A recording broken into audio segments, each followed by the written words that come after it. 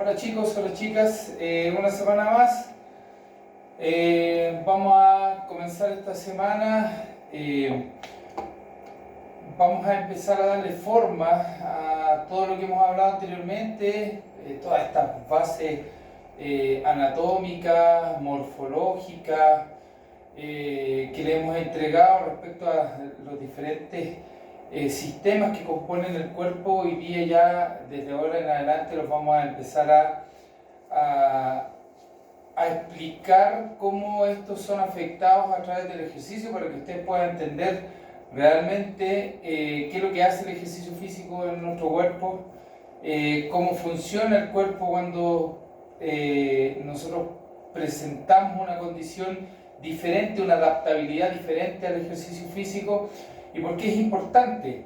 Básicamente porque cuando yo entiendo cómo funciona mi cuerpo respecto a un estrés físico, o cuando yo lo someto a alguna actividad física, puedo determinar a su vez si el ejercicio me está haciendo bien, si el ejercicio me está haciendo mal, si me estoy excediendo para hacer ejercicio, si necesito que este ejercicio físico, por ejemplo, me sirva para quemar grasa, para provocar hipertrofia muscular. Puedo saber qué mecanismos, qué formas, de qué manera debo afrontar este ejercicio físico, bien digo, para poder lograr los objetivos que quiero.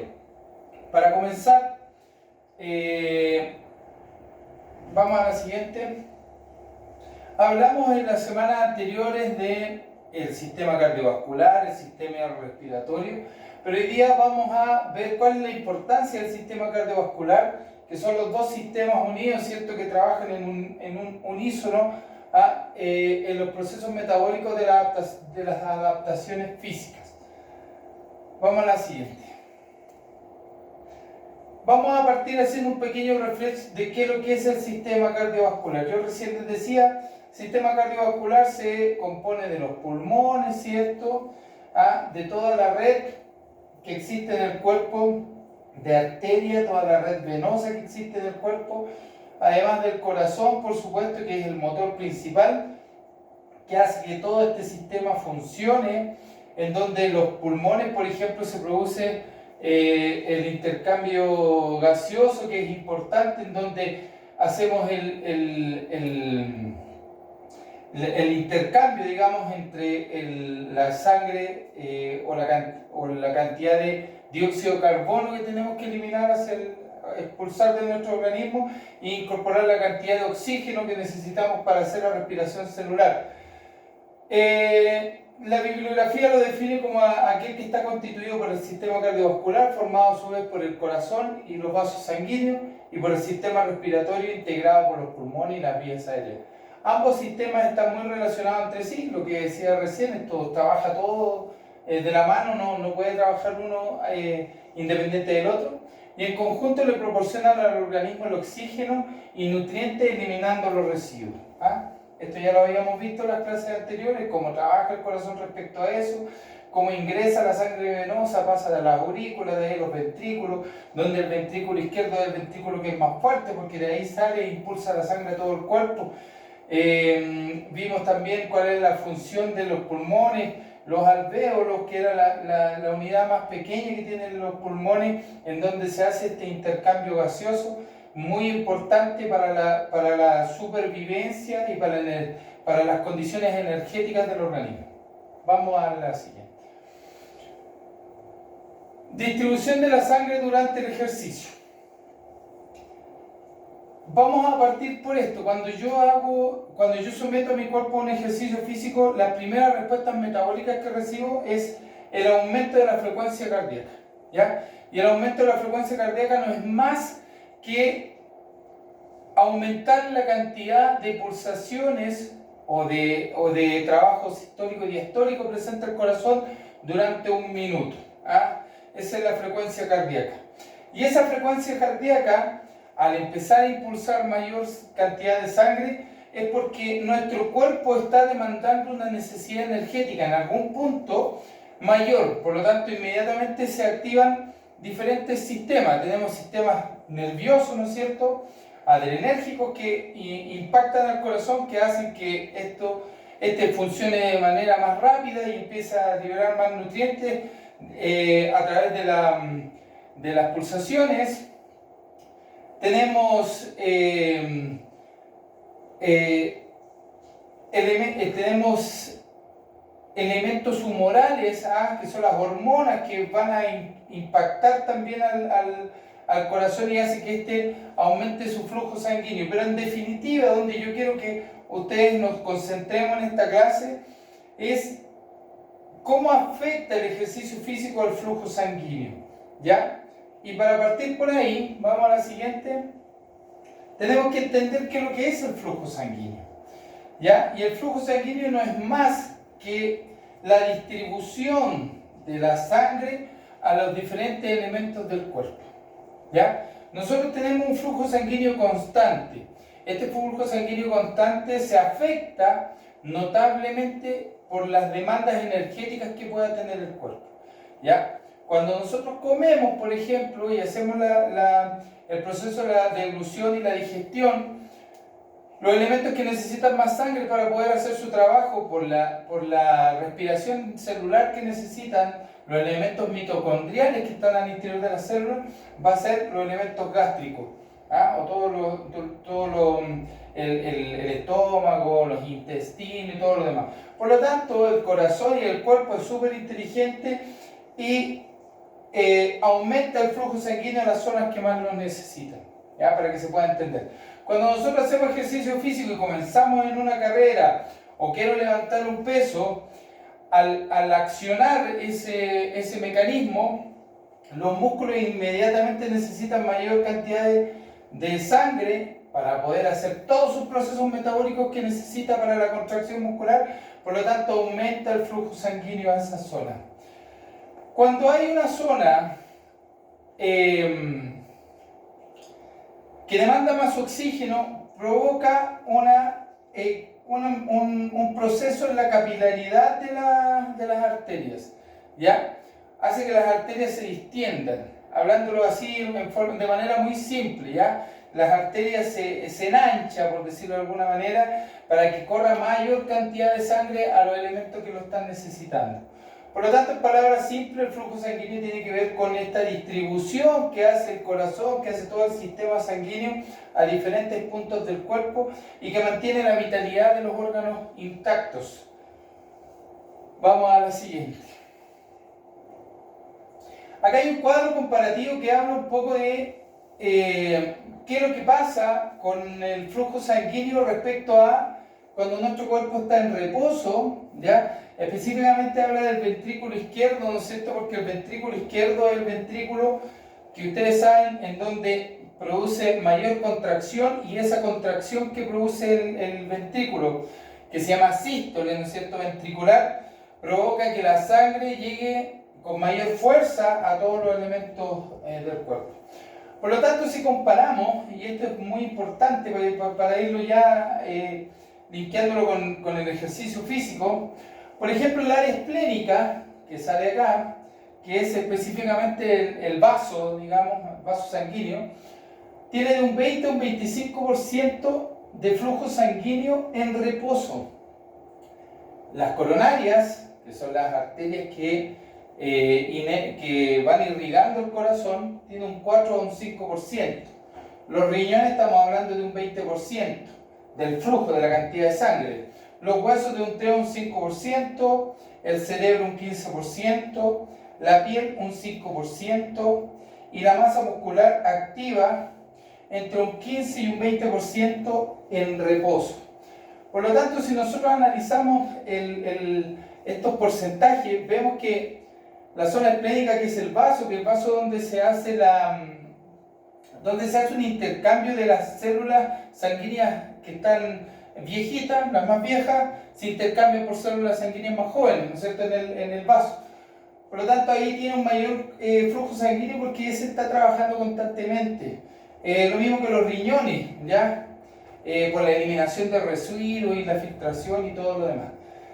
Pero ¿qué pasa cuando nosotros pasamos de este estado de reposo a este estado en donde estamos en ejercicio?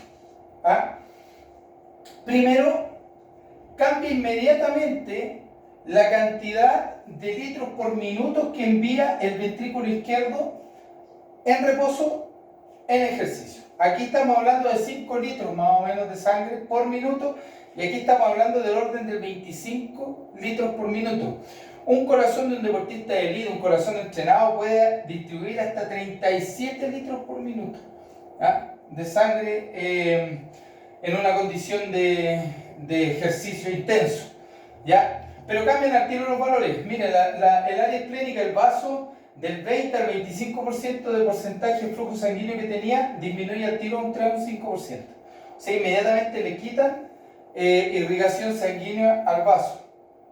Ahora, el vaso produce algo muy importante durante el ejercicio. Libera todos esos elementos sanguíneos nuevos y los incorpora inmediatamente a la sangre para que pueda tener más oxigenación la sangre. En el caso de las coronarias, acá se mantiene. ¿Y por qué se mantiene de un 4 por 5% en reposo y el mismo 4 por 5% en la actividad física, cuando aquí ya la demanda es más fuerte? Básicamente porque las coronarias son las que irrigan el corazón, por lo tanto el corazón no puede tener una diferenciación respecto a la cantidad de sangre que le llega. Al contrario, es una cuestión súper lógica, porque es el motor que va manteniendo, por lo tanto la irrigación sanguínea al corazón se mantiene de la misma manera, no se le quita ni se le da más. En cambio, en el riñón, por ejemplo, tenía un 20%, baja de un 2 a un 4%. En el riñón pasa algo súper importante también cuando hacemos actividad física. Disminuye su acción filtratoria para mantener más sustrato en la sangre.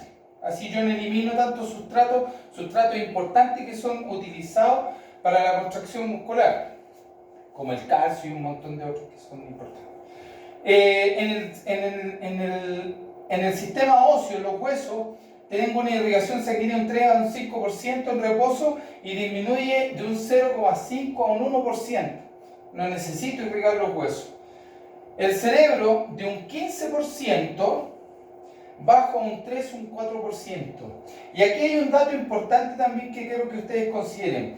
Cuando yo hago ejercicio físico de larga intensidad en periodos prolongados, siempre uno habla, por ejemplo, en el caso de los futbolistas o en el caso de deportes que son que demandan una estrategia mayor, que mantengan la concentración. Y mantener la concentración durante todo el juego es sumamente difícil solamente por este factor.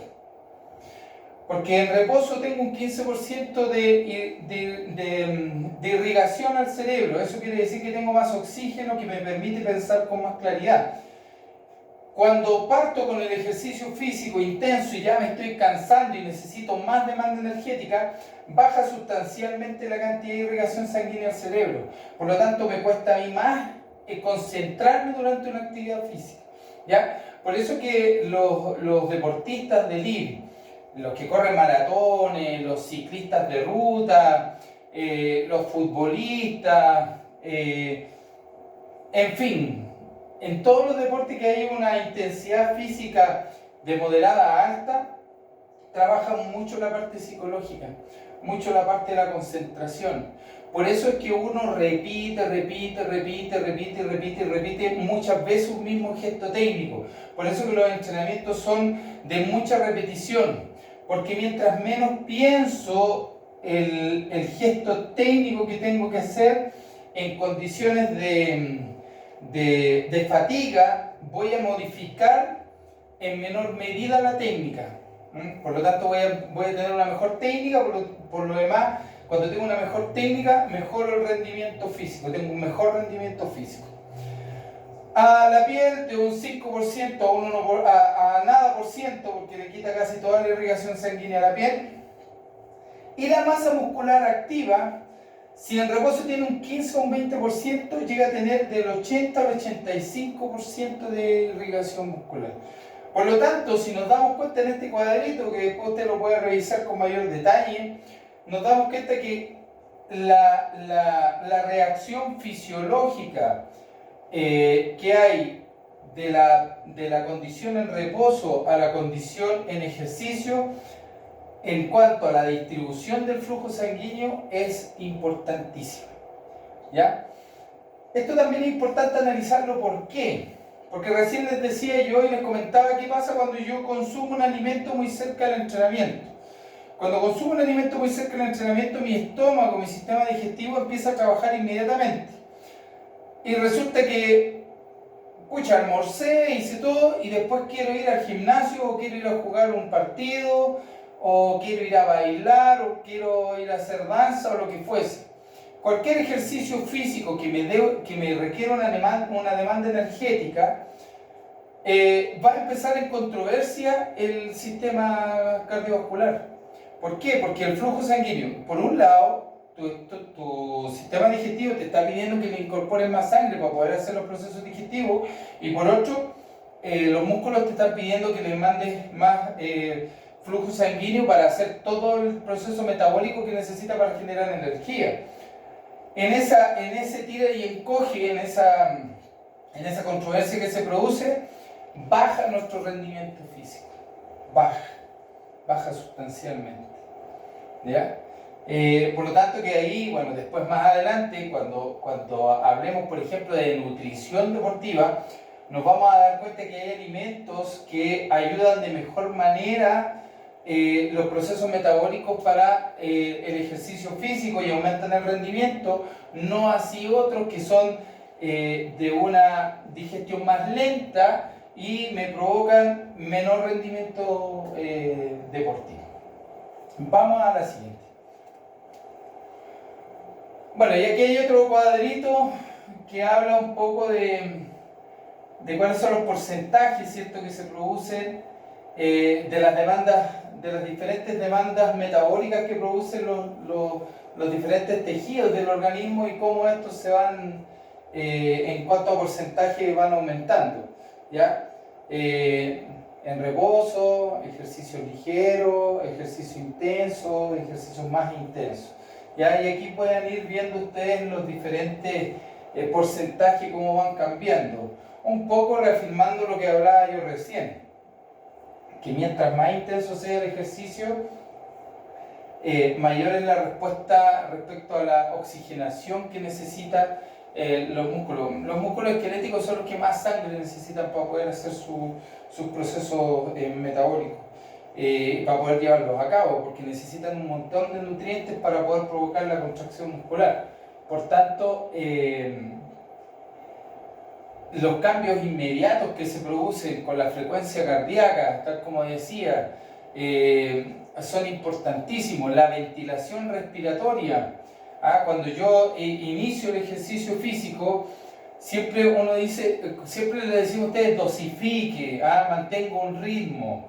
¿Por qué? Porque si mis pics, digamos, en los movimientos son demasiado oscilatorios, va a provocar que mi corazón esté tratando de determinar cuál es la frecuencia que tiene que mantener, la frecuencia, digamos, cardíaca que tiene que mantener para poder mantener mis músculos oxigenados, vamos a hablarlo así genéricamente, y nutridos. Pero si yo, mi carrera no es, digamos, de un régimen plano, sino que estoy aumentando mi velocidad en algunos tramos, después la bajo, si me canso camino, después corro de nuevo, lo que hace es, la información que le estoy entregando a mi sistema cardiovascular es errada, porque cuando él logra estabilizar, digamos, la cantidad de nutrientes que está mandando a los músculos, inmediatamente yo le subo la demanda energética, entonces le estoy pidiendo que me mande más. Cuando me empieza a mandar más, yo inmediatamente, ¿qué hago? Bajo, porque me cansé y empecé a caminar, entonces ya la demanda energética no es tan grande, entonces el corazón, ¿qué hace? Baja su frecuencia y me envía menos nutrientes y el flujo sanguíneo es menor.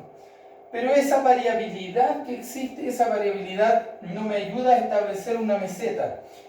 Si nosotros pudiésemos graficar acá, yo cuando parto el ejercicio físico, si nosotros tomáramos esta como la base del gráfico, parte la frecuencia cardíaca subiendo, y la demanda del gasto energético es de la misma manera.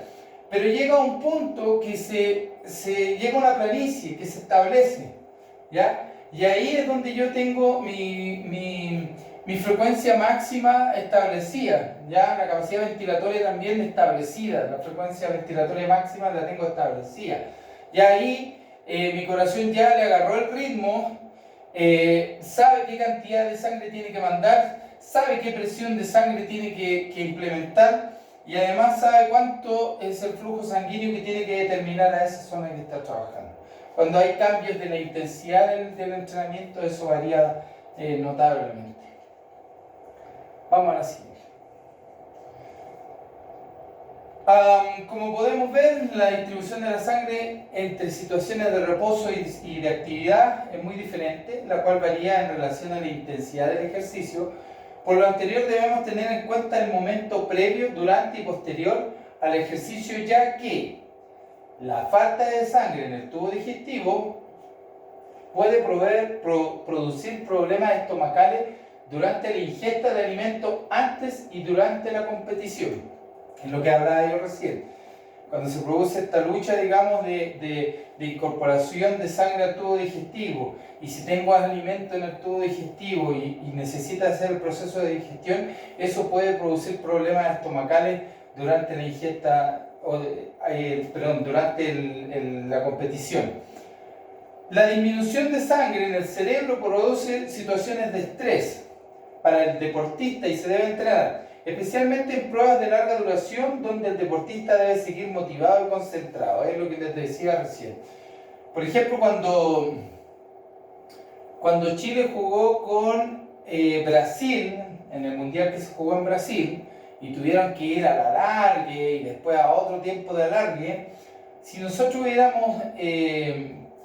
si hubiésemos podido medir la concentración o el estrés que produce el estar constantemente con la presión de poder ganar por un lado y por otro lado el tener que mantener un rendimiento físico durante un largo periodo de tiempo es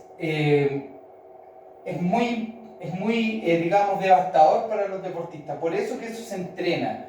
¿Ya? Por eso que los deportistas se mentalizan respecto a lo que van a hacer. Si voy a correr un triatlón, yo me mentalizo respecto al triatlón y entreno tanto física como mentalmente para poder desarrollar esa actividad. El vaciado de los riñones antes del ejercicio físico facilitará la movilización de la sangre hacia la musculatura activa. Claro, inmediatamente es lo que yo les decía, los riñones bajan notablemente su actividad por dos cosas fundamentales. Una, porque quieren facilitar la sangre hacia la musculatura, y además porque los riñones, al inhibir la micción, por ejemplo, hacen que queden más sustratos en la sangre y eso es más fácil utilizarlo, no se pierden. El movimiento de la sangre de los riñones hacia los músculos hace que tras el cese de la actividad sea muy complicado llevar a cabo los test antidoping debido a la disfuncionalidad temporal de esto. Ya mira, este es un dato importante también que produce este redireccionamiento del flujo sanguíneo. Por ejemplo, bueno, los que hemos estado más ligados al fútbol, pero se los cuento a modo de anécdota. Cuando uno termina los partidos de fútbol, antes de irte al vestuario, cuando tú sales elegido para hacerte los test antidoping, te ves con el doctor, digamos, te lleva a un lugar y te pide que tú hagas un test de orina ahí en ese lugar.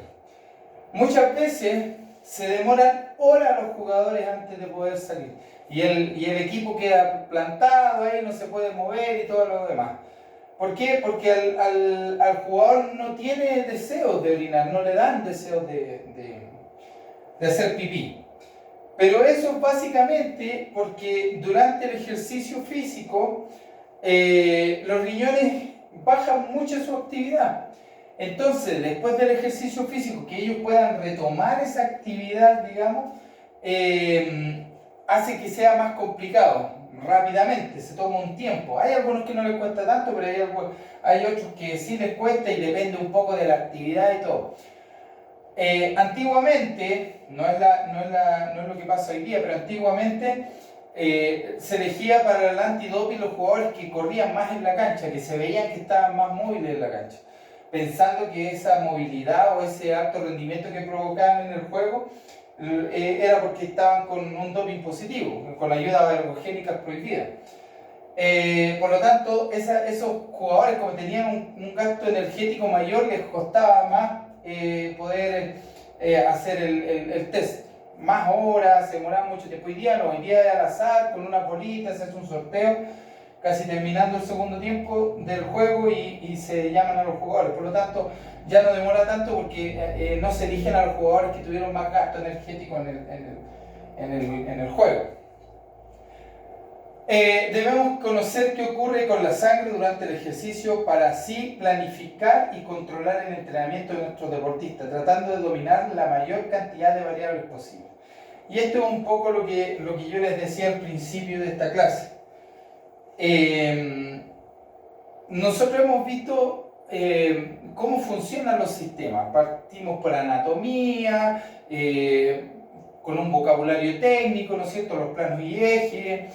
Ya después pasamos a osteología, para ver cómo eran constituidos los huesos, ya en qué se diferenciaban, huesos largos, cortos, planos, etc. Después pasamos a artrología, donde vimos cuál es la funcionalidad de las articulaciones, biología, vimos un poco de biomecánica, nos metimos a la biología analizando desde el punto de vista morfológico, anatómico y biológico el sistema cardíaco, respiratorio, cardiovascular. Y hoy día estamos viendo que todo lo que nosotros le hemos entregado hasta el momento, lo juntamos y hoy día hace más sentido cuando ustedes puedan planificar sus entrenamientos, ¿ah? Porque ya desde ya saben cómo funciona el cuerpo, cómo reacciona ante ciertos estímulos, ¿cierto? Y por lo tanto, este tema, que lo vamos a seguir profundizando, solamente quiero dejarlo hasta acá para que ustedes puedan ir internalizándolo de buena manera y los que están retrasados en las otras materias que puedan revisar y ponerse rápidamente al día. Pero este tema es la base de lo que viene más adelante, ¿no? Cuando hablemos del sistema anaeróbico, aeróbico, alactático, es demasiado importante saber cómo se comporta el sistema cardiovascular respecto al ejercicio físico y específicamente cómo se redirecciona el flujo sanguíneo. Acá respondemos varias interrogantes que se producen, por ejemplo, cuando hay personas que no toman desayuno, por ejemplo, en la mañana. Y llegan a la clase en la mañana y vamos a empezar a hacer y provocan un déficit energético importante.